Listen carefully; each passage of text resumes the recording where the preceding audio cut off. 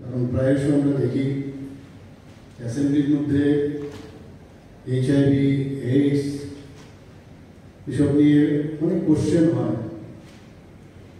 এবং অনেকগুলো কোশ্চেন যেগুলো অজানা সেগুলো জানাতে হয়, কারণ অজানায় কারণে অনেকের কাছে সেটা জানা না থাকাতে সে কথা সেগুলো আমরা মাঝে মাঝে আলোচনা করি। কিন্তু সত্যি আমি ধন্যবাদ দেব এই ধরনের একটা আয়োজন এখানে রাখার সুবাদে। যে কোশ্চেনগুলো আমাদের বিধানসভার মধ্যে আলোচনা হয় এখানে কিন্তু অনেকটা পরিষ্কার হয়ে গেছে। আমি আশা করি এখানে এটা কিন্তু আজকের বিষয় না যে এখানে নতুন করে লেজিসলেটিভ যে অ্যাসেম্বলির যারা যারা এই যে কমিটি সেটার বিষয়ে আমাদের প্রাক্তন প্রধানমন্ত্রী অটল বিহারী বাজপেয়ী 2003-এ 26শে জুলাই উনি অলরেডি বক্তব্য রেখেছেন।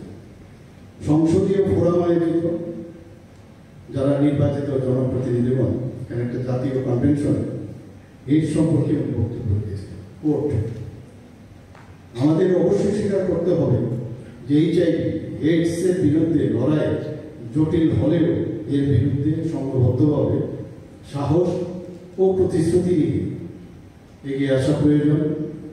এই জন্য এমন নেতৃত্বের প্রয়োজন যারা এই সমস্যার গভীরে গিয়ে এমনকি কোনো কোনো ক্ষেত্রে জনমতের বিরুদ্ধে যেতেও প্রস্তুত থাকে। কথাটার খুব গুরুত্ব আমি এই কারণে বলছি, একটু আগে বলা হয়েছে যে আমাদের মাননীয় বিধায়ক সুদীপ রায় বর্মন বলেছিলেন যে পেশেন্ট যখন বড় বড় হসপিটাল, বিশেষ করে জিবি, IKM বা এরকম স্টেট হসপিটালে পেশেন্ট আসবে, তাদেরকে স্ক্রিনিং করতে গেলে যে যাও আপনি একটা টেস্ট করিয়ে নিয়ে আসবে। এটা কিন্তু আইনগত হওয়ার আরেক সমস্যা। তো এই যে এখানে বললেন যে জনমতের বিরুদ্ধে গিয়েও এটাকে ট্যাক্টফুলি, কারণ কাউকে তুমি বাধ্য করতে পারবে না তোমার টেস্ট ক্লাস স্ক্রিনিং করতে, কিন্তু এটা একটা বিরাট মাস্ট। বেশিরভাগ মানুষ বিভিন্ন ধরনের জটিল রোগ নিয়ে কিন্তু হসপিটালে আসে। প্রায় 2000-এর মতো পেশেন্ট প্রতিদিন জিজ্ঞাসা আছে। তো আজকে যত স্ক্রিনিং হচ্ছে, স্ক্রিনিং এর মাধ্যমে আমাদের কিন্তু বেরিয়ে আসছে যে এত পেশেন্ট মানে প্রতিদিন বা প্রতি মাসে এত আমাদের HIV এফেক্টেড বা আমাদের AIDS আক্রান্ত, সেটা কিন্তু এটা কোনো নিশ্চয়। তো সেই জায়গায় দাঁড়িয়ে আমরা অনেক সময় আছে টেকনিক্যালি আমরা করতে পারি। একটা অপারেশন হলে বা আমরা যদি বলি না আপনার তো এই টেস্টগুলো করাতে হবে, তবে আমরা কিন্তু কনসেন্ট না। তো সেখানে ওকে বুঝাতে হবে যে HIV এরকম না, আমরা বহু ক্ষেত্রে আমরা অনেকগুলো টেস্ট করাই, কাজে প্লিজ করেন। এতে করে কিন্তু একটা বিরাট মাস কিন্তু আমরা স্ক্রিনিংয়ে চলে যাই। কিংবা আমাদের মনে আছে করোনা আক্রান্তের সময় আমরা এই ধরনের স্ক্রিনিং নিয়ে কত আমরা করতে হয়েছে। যত স্ক্রিনিং তত ইনফেক্টেড পিপল আমরা পাবো, ভেরি ইম্পর্টেন্ট। এবং আমি মনে করি যে আমাদের প্রাক্তন প্রধানমন্ত্রী স্বর্গীয় প্রাক্তন প্রধানমন্ত্রী অটল বিহারী বাজপেয়ী যে কথাটা বলেছে 2023-এ বলেছে, আজকে কিন্তু আমরা এখানে 2003 সালে 26শে জুলাই উনি বলেছেন। আর আজকে আমাদের এখানে মাননীয় মন্ত্রী রতনলাল নাথ মহাশয় বলেছেন এর আগে ফোরাম হয়েছে, জানি না হয়েছিল কিনা, যদি হয়ে থাকে কিন্তু এই ধরনের বৈঠক কিন্তু হয় বা তার কোনো অ্যাকশনও দেখা যায়। এবং মেইনলি উদ্দেশ্য আজকে আমি বলবো এটা স্বাস্থ্য রাজ্যের স্বাস্থ্য দপ্তরের জন্য এটা একটা মাইল ফলক।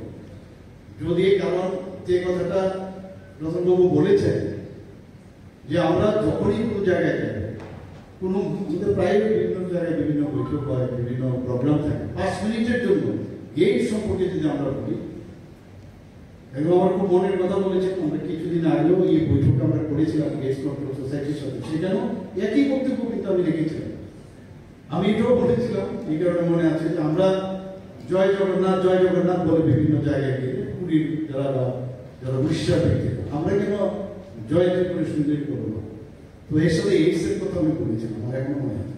তো এটা যদি আমরা করি, আমার মনে হয় আজকে যে স্বাস্থ্য দপ্তরের তরফে যে এখানে একটা অনুষ্ঠান, সেটা সত্যি মাইল ফলক হিসাবে একটা প্ল্যাটফর্ম যেটা হলো, সেটা সারা জীবন মানুষ মনে রাখে।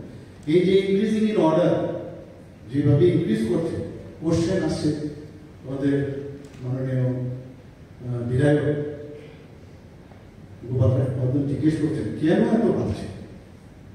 তো এইগুলো বাড়তে গেলে আমাদের অনেকগুলো কোশ্চেন আছে। বর্ডার 4-3 আমাদের রাজ্যে, মানে 3 দিকে আমাদের ঘেরাও বাংলাদেশ, আমাদের সেখান থেকে ড্রাগসও আসে, আপনি অলরেডি মেনশনও করেছেন।